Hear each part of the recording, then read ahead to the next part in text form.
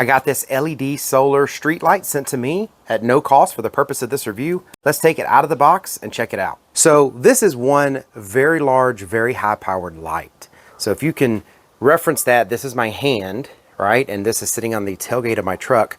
This is a very nice large light with a very nice large solar panel. Of course, it comes with a mounting bracket, both sides. Comes with even a bag of spare parts, like this one is literally labeled spare parts, and it's extras in case something happens with some of the bolts that are in here. Comes with the manual, and then all the mounting type hardware that you would need to mount it either on a pole or against concrete or on the side of a building. I mean, it comes with everything that you need.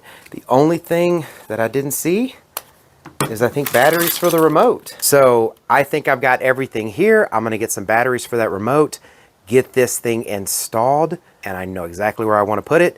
All right, it's actually pretty windy out here right now, but I have this light now installed on a power pole that's right next to our tiny home. It went up there real nice and easy. I just put 4 lag bolts into the pole, and then I did the standard 4 bolts in the actual light itself. As you can see here, it just took these 4 bolts to mount the actual arm mount here into the back of the light. And then the solar panel here is going to be getting good sunlight from the angle that it's at right now on the pole. So this is going to light up this whole area. At least that's what I'm expecting. So it does come with the remote. Here's the remote. And I can press the on button, and so you can see it light up. But it looks like it's only going to come on at night. So let's give this a little bit of time to get dark out here. I'm going to put my ladder up, get things put away. We're going to test this thing out in the nighttime. All right, and there it is at night. You can see we're on the side of our tiny home. It's actually pretty dark now, and that light is very, very bright. So we could leave it at 100%, but I don't plan to because it is so bright. I'm actually going to use on the remote, which it's kind of hard to see because it's dark. So here right now is 100. Here's 75. Here's 50, and here's 25.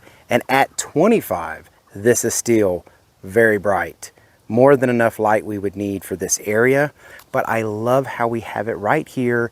It's going to get all the light we need coming off the porch here. We can turn it off if it's too bright, but this should not bother us at all. Of course, I didn't have to run any electricity to it because it's solar. We can make this a motion sensing, so I just turned it on motion sensing. You can set it, and once it detects no motion, it's going to drop down to a lower light setting like this. And then if we start moving, then it's going to pop up to 100%. So yes, very nice. I really like it. Of course, it's waterproof and weatherproof because it's an outside light, and it's not obnoxious. You can actually look at it without blinding yourself, but it still puts out a ton of light. All right, so I hope this review was helpful. Thank you very much for watching. Y'all take care.